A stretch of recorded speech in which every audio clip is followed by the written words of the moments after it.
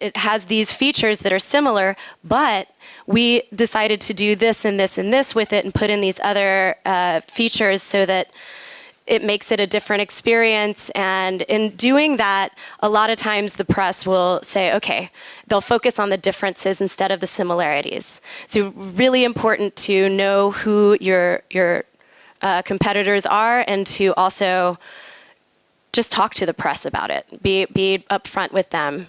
They love games. They want to work with you. Most press are pretty, they just want to do a good job, and they want to write an honest, well-written story, well-thought-out story about your game.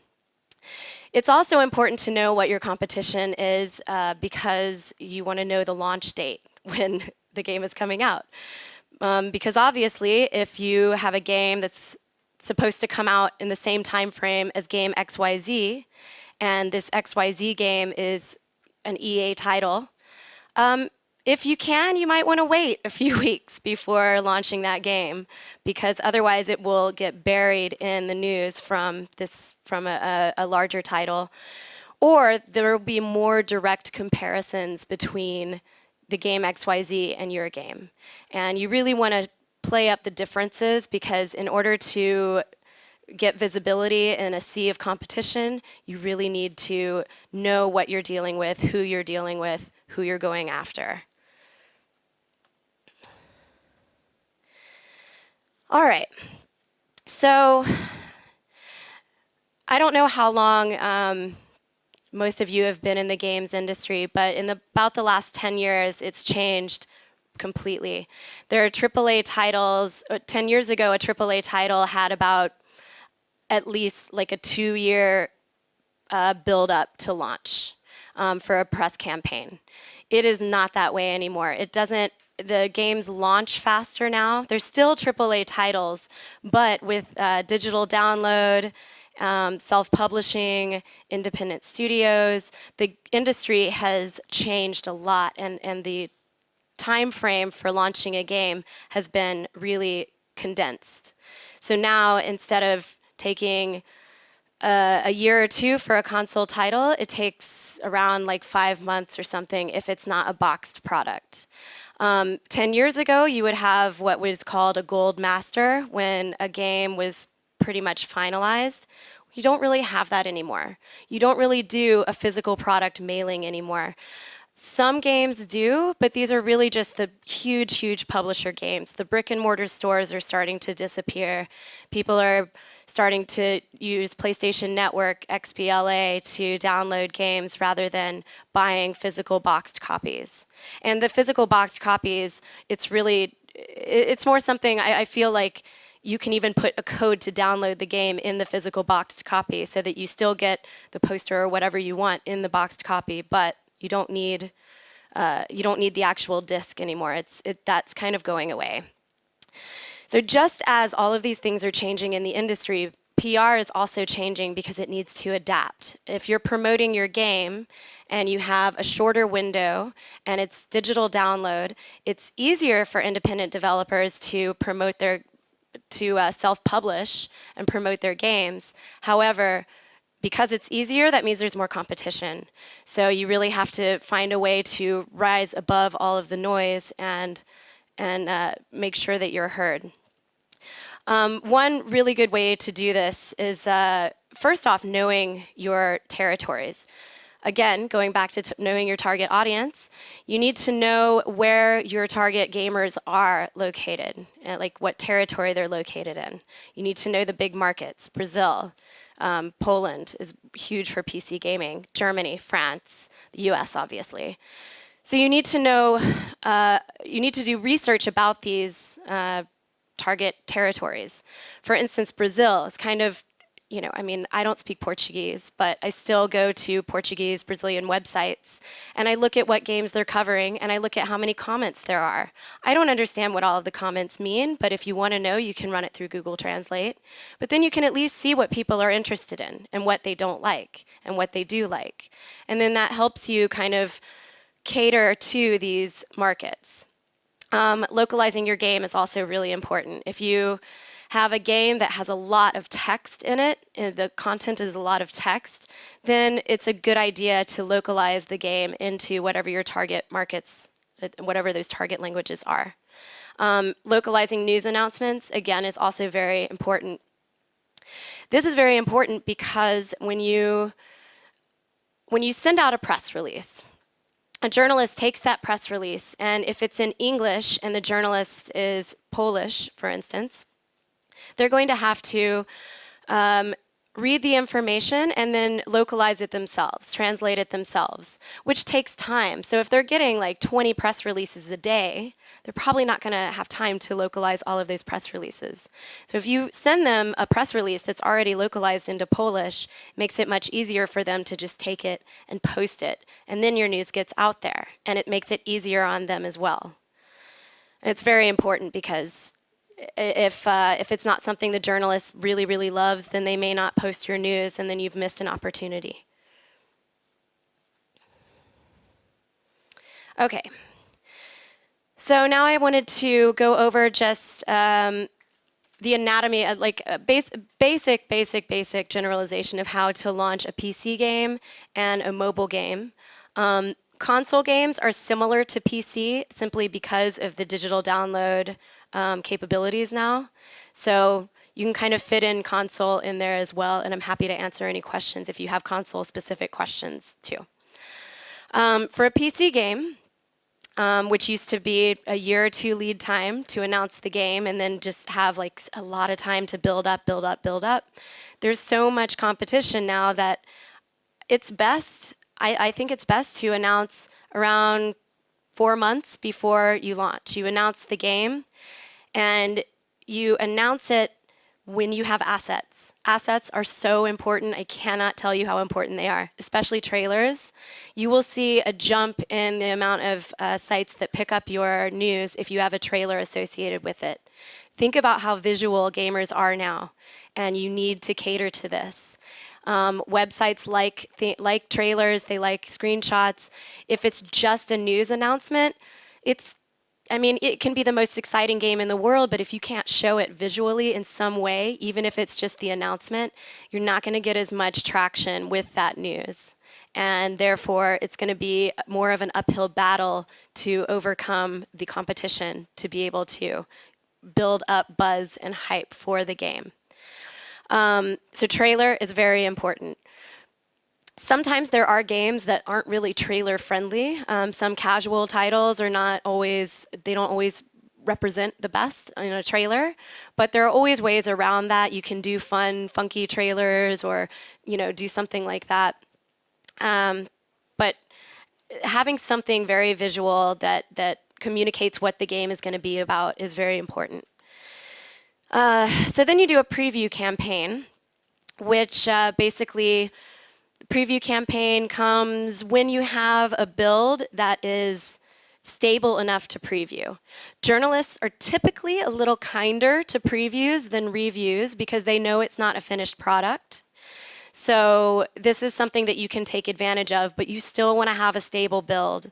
If it's really buggy and it's just clearly really early alpha, maybe you should wait until you have a more stable build, because if it's really that buggy and it's a preview, some people might say, well, this game has a really long way to go. And that, puts out that negative connotation. It's kind of like you never have a second chance to make a first impression. So you want to put your best foot forward even when it is the preview campaign. On that note, there is an option that you can do during development, which is a mock review. There are journalists that do mock reviews. You can pay them to basically play an early alpha version of your game and write a review that will never be published. No one will see it but you. And that way, if it's during development, you can get their feedback and you can say, okay, this feature is really not, this reviewer hated this feature, so you can change it. They will give you feedback. You can take the feedback and incorporate it into development. This is something you really need to do early in development if you're going to do it, because otherwise it's too late. You've already have features in place that you can't change, so it's kind of pointless to do a mock review at that point. So a preview code, a preview campaign, where you have a stable preview build, you can just distribute a media alert, again, with assets. If you can do a new trailer, awesome. At least new screens, and a call to action in the press release that says, note to editors, preview code now available. And then that will get people to respond and say, okay, yes, I'd like to preview this game. Now, a lot of big sites now do not do previews. Like Eurogamer doesn't really like to do previews. A lot of big sites don't like to do previews. More sites in Europe like to do previews than in the US, so that's something to keep in mind. But it's still, if you can do a preview campaign, it's always best, because then you get feedback, you build a little bit more buzz, and the previews, as I mentioned before, tend to be a little bit kinder than a review.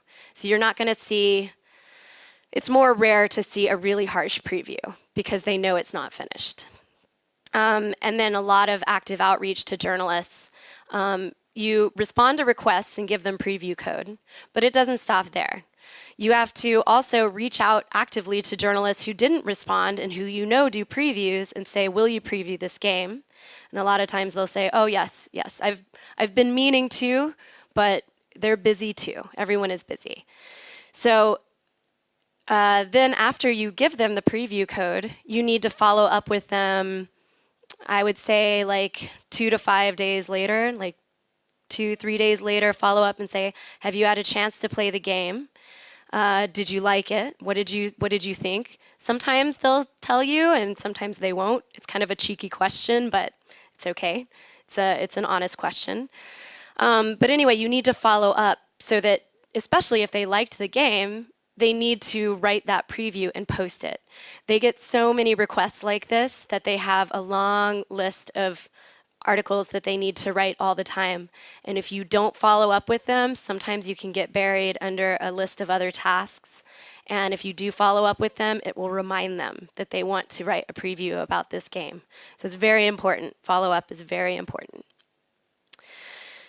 Okay, so then with the next step in a PC preview campaign, and again, this is a generalization, you can do a number of different things in between here. You can, if you have a game that lends itself to a lot of assets and a lot of trailers, then you can do as many asset pushes as you want. You can do 2 a month until you launch, or you can do 1 a month, or you can stick with something more basic like this. It's really, it just depends on your resources and what kind of a game it is.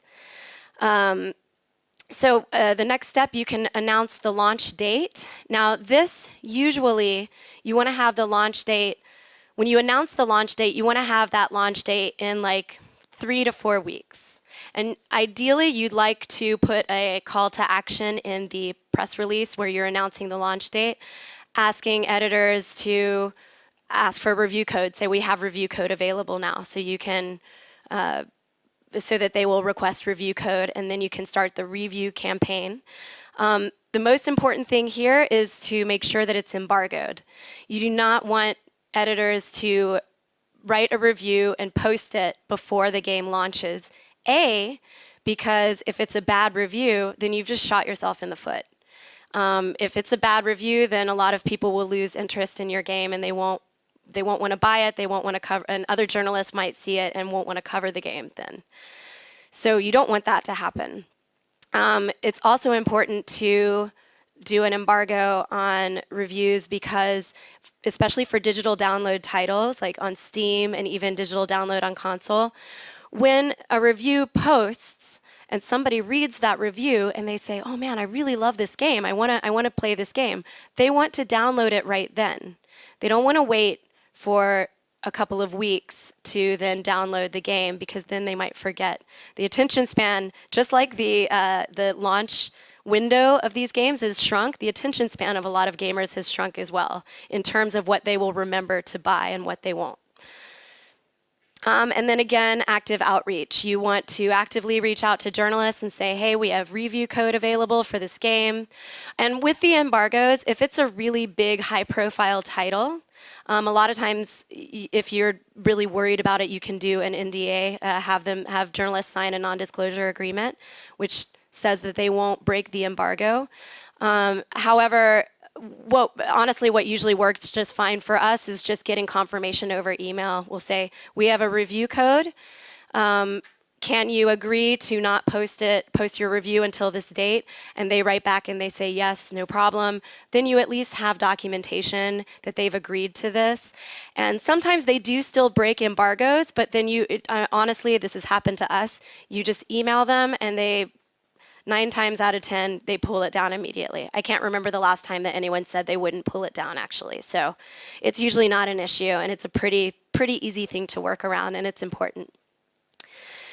So yes, active outreach is very important. And then you also want to pitch interviews with the development team.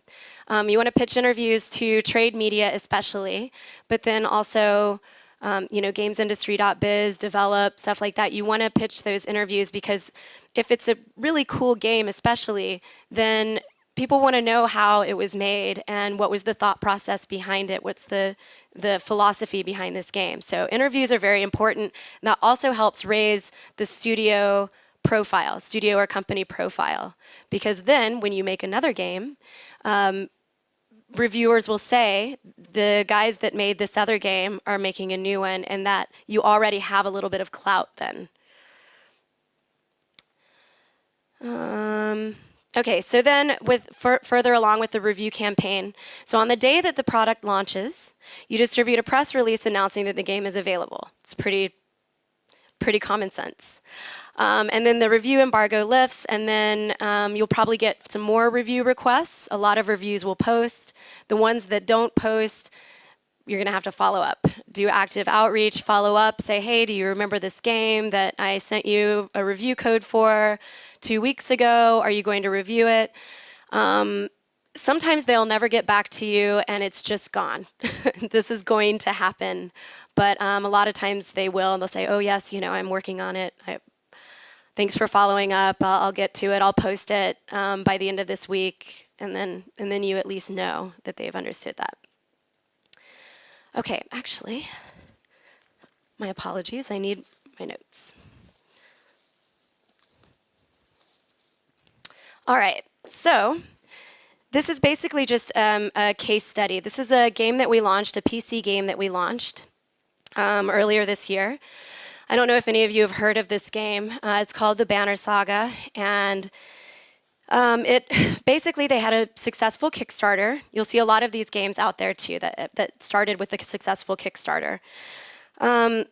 It's a beautifully hand-painted game. It's very nostalgic. It's an epic RPG game. So immediately you know a little bit about who your audience is.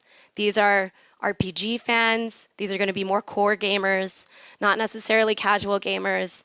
And they're going to be gamers who enjoy kind of a whimsical cartoon kind of style. So not like hardcore shooter fans, but like core gamers, nevertheless, RPG fans. So we launched this game. They were looking for, we didn't launch it in the US, they were looking for a European agency. So we came along and we took on this game. We announced the game. We went much through the same process that I've just told you about. We announced the game. We sent out assets. We set up interviews.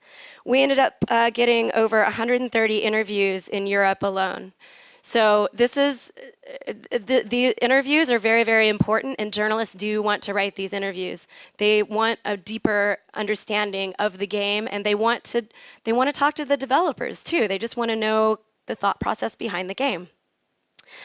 So, and then with the review campaign, we got over 300 reviews in Europe. So there are a lot of journalists in Europe. If you widen your net that you're pitching this to, amongst all of the territories in Europe, there are a ton of gaming journalists in Europe, and they want to write about stuff. So we got over 300 reviews, including Edge, PC Gamer, GameStar, Multiplayer IT, Joie Video. Again, it's really important to know which sites are big in each country that you are launching your game in, because those are the people.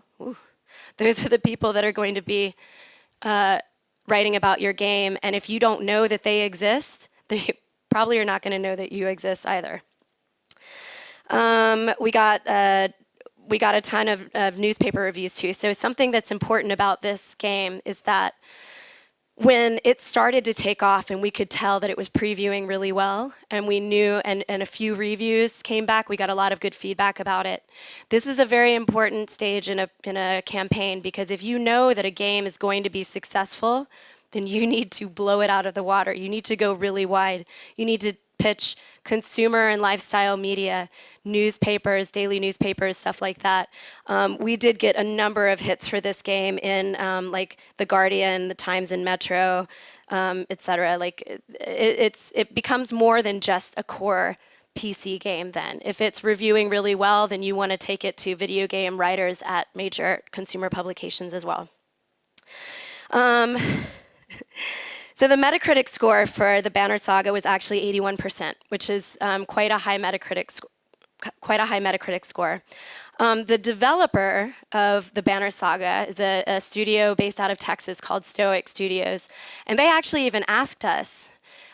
They said, "What's with all of the reviews that we got for the Banner Saga?" Because we got 73 reviews, Metacritic reviews, and like Titanfall got 64. Grand Theft Auto 5 got 55, BioShock Infinite got 68, and this game that is a brand new IP, it's virtually unknown, we got 73 Metacritic reviews for. This is because you know who the Metacritic reviewers are, and you reach out to them and ask them to review the game. This, again, it's very important not to be constricted to one territory. You need to widen your horizons and go after the Metacritic reviewers in Australia, in Italy, in Spain, in even South America. It's not just about the US, and it's not just about Germany or France. They're everywhere. You just have to know where they are and how to reach them, and then they will cover your game. It's very important. Okay. So now we'll do an anatomy of a PR campaign for mobile, for a mobile title. All right. This is a much, much shorter launch time frame. You have approximately 3 weeks before launch. You're going to announce the game. This is true with most mobile titles. If it's a really core mobile title, you might be able to get previews, but generally, you're not going to get previews for mobile. Announce it like 3 weeks before. Again, if you can have a trailer and assets, awesome. If not, work with what you have. And then a call to action for editors and say, we have review code available. Again, you want to give them an embargo, and ideally when you launch or when you announce the mobile game, it's either in submission or it is already passed, so that you have codes or you have codes coming to you soon. I don't know if any of you have launched a game on Android, but Android does not do the code system that iOS does, so you won't get codes from them, and it's much more difficult. You either have to gift it or you have to give out your APK, which a lot of people don't want to do because it's easier to steal the game that way.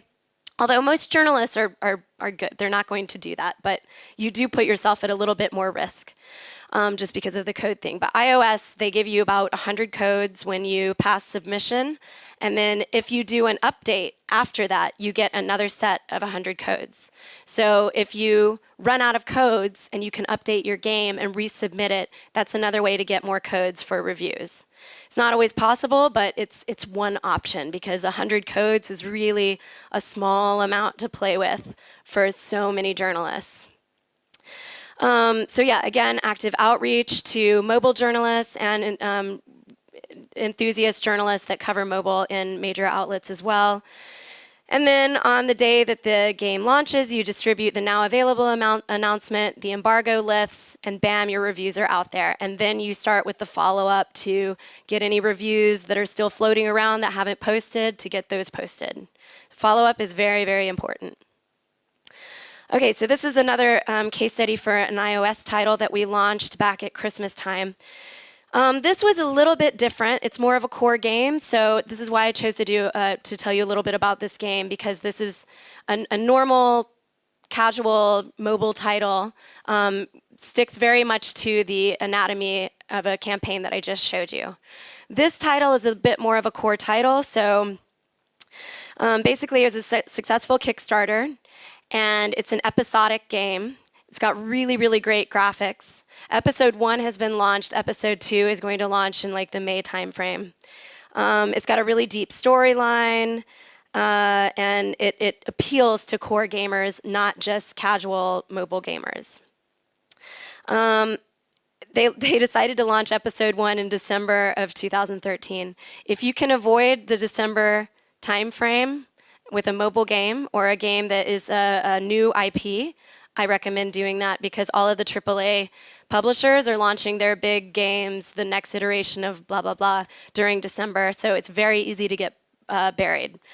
However, in this particular instance, Apple said, you know what, can you hold off and launch in December because we're thinking about featuring the game. Now, this is never a guarantee until it's actually featured on Apple, but if Apple says we're strongly considering featuring the game and you get a good feeling about it, by all means wait, because if you get featured on Apple, your downloads will go through the roof. Yeah, we launched another mobile game last week, and over the weekend it was featured on Apple, and it had over 2 million downloads over the weekend. So it's really important.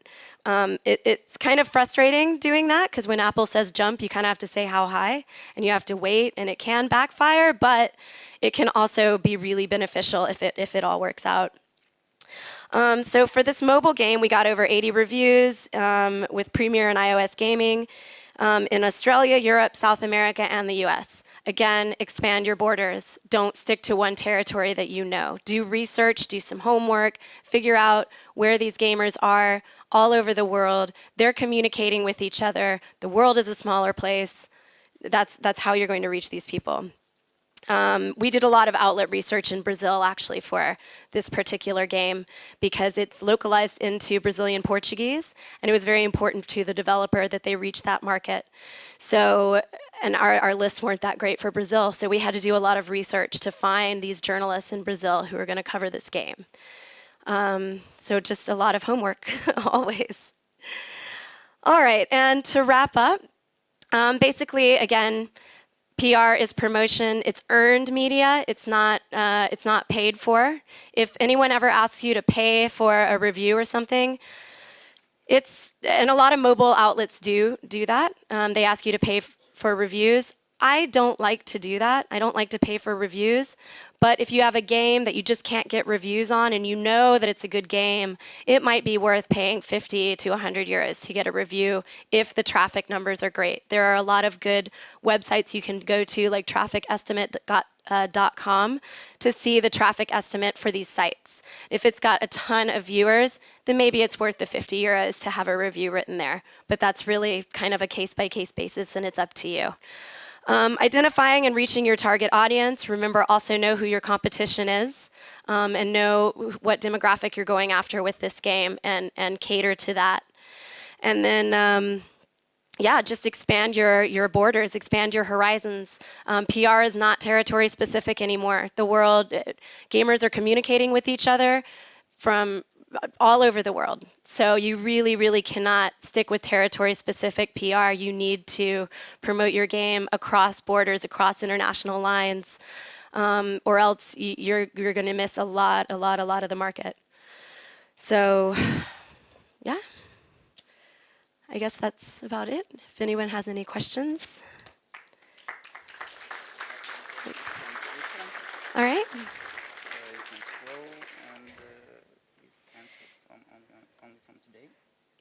Okay. Oh, all right, yeah. All right, perfect. All right, so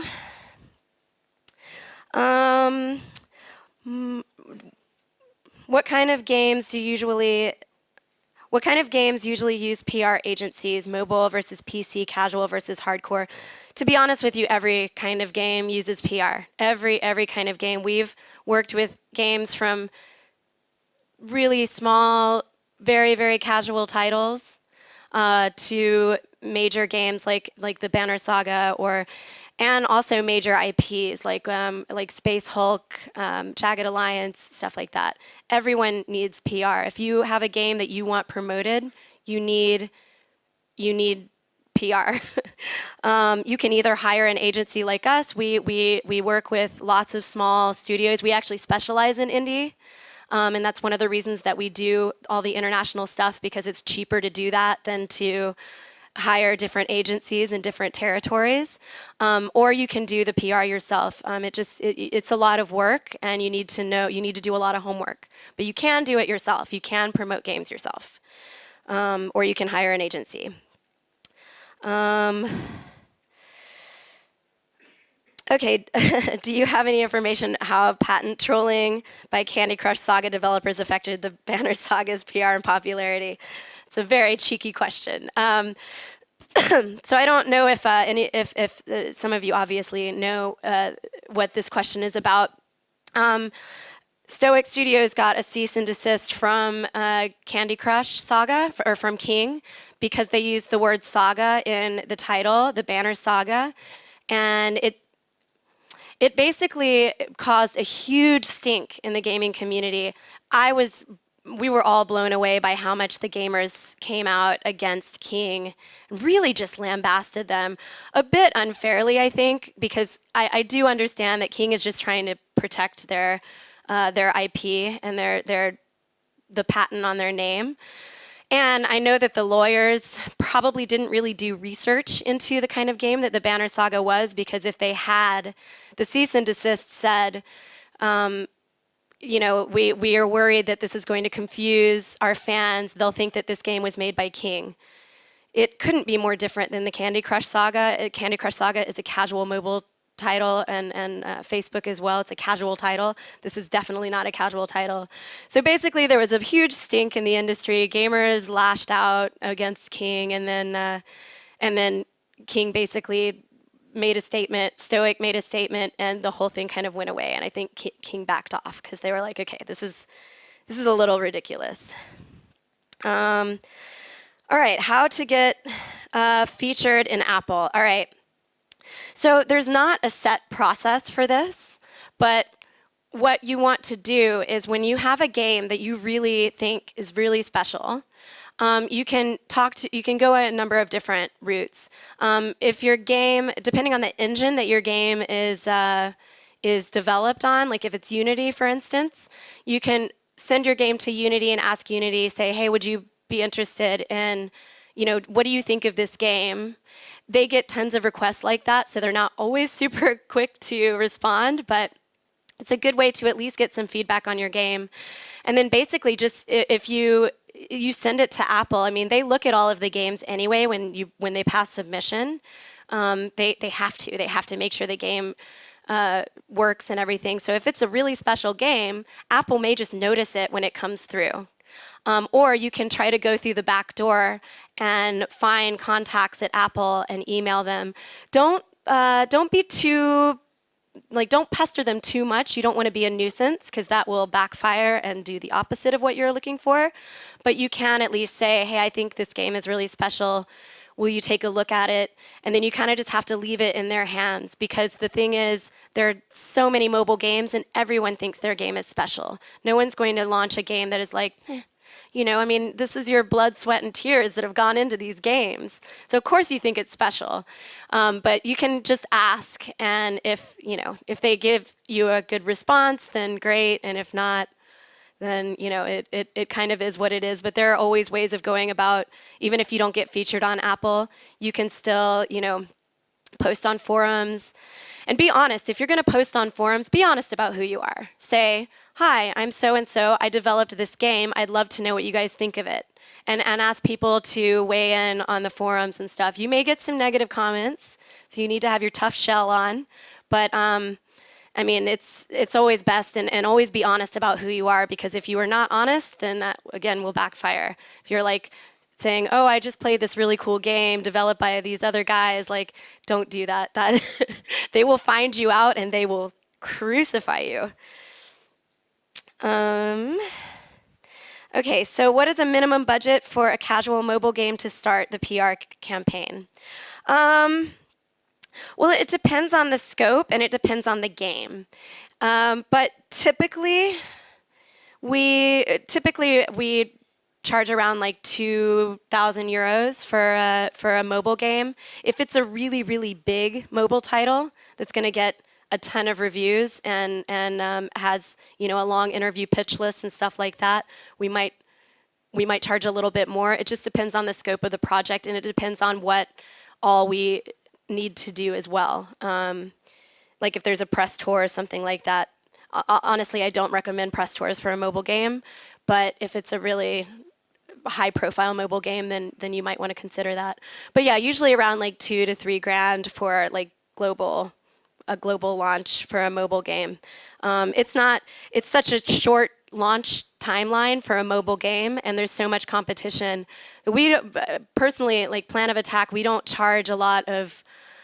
If we don't think that we can like exceed your expectations in reviews and stuff, then we're not going to charge you that much, because we don't want people to pay, especially indie developers. We don't want you to pay for something that doesn't work. Okay, so possibility to develop games for the Windows Phone 8 platform. This is actually great. So this actually brings up a good point, because Microsoft is really trying to push the Windows Phone, and software drives hardware. That's one of the things that has not really changed about the industry in the last several years. So if there's more content, more cool games that are only available on the Windows Phone, then Microsoft is thinking, okay, well, we're going to sell more phones. So if that's the case, if you're looking at developing games for Windows Phone, I would try to get in touch with Microsoft and talk to them about it, show them what you have, and see what, because they might be able to help smooth the process for you as well, in terms of releasing that game. PlayStation, I know, does this as well for the Vita. They're really putting a push behind the Vita, so they have been working a lot more with indie developers to make games for Vita, and they will put, you know, some of their weight and influence behind a game that they really believe in, and Microsoft is doing the same thing. So it's always worth, if you have something really special, it's always worth trying to reach out to some of the big, like first party, like Sony or Microsoft, to just say, hey, what do you think of this? I think it might be I think it might be great on Vita, or it might be great on Windows Phone, and see what they say. And if they like it and they agree with you, then they're going to help you along the process a lot more. All right, that's all. Does anyone else have any questions?